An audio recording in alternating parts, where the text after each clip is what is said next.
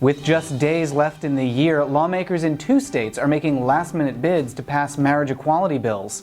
A hugely successful campaign is culminating in Oregon, and support for an anti-gay amendment in Indiana is quickly crumbling.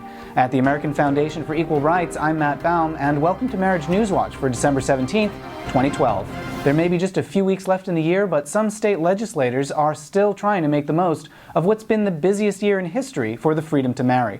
In New Jersey, Assemblyman Reed Gusciora has started the process to put marriage equality on the ballot.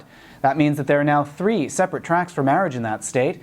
There's a lawsuit that's proceeding through Superior Court. There's a bill that passed the legislature before it was vetoed by Governor Christie. And now there's a ballot measure that may go before voters. Voters may not need to weigh in on marriage if legislators can shore up enough votes to override Christie's veto.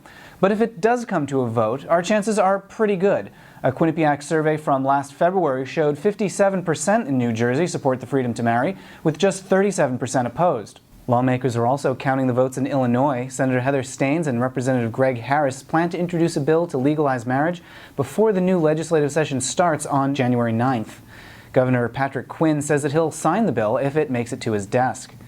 There's no firm plan in Oregon to push for a bill or a ballot measure, but new polling numbers show that public outreach over the last year has been a huge success. 54% of voters now favor marriage equality. That's up from 46% in the same public policy polling survey a year ago, and 43% in June of 2011. There's encouraging data in Indiana, too. Voters there will likely face an anti-gay constitutional amendment on the ballot in 2013 or 2014.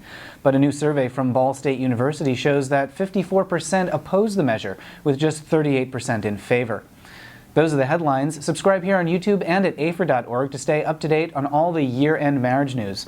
At the American Foundation for Equal Rights, I'm Matt Baum. We'll see you next week.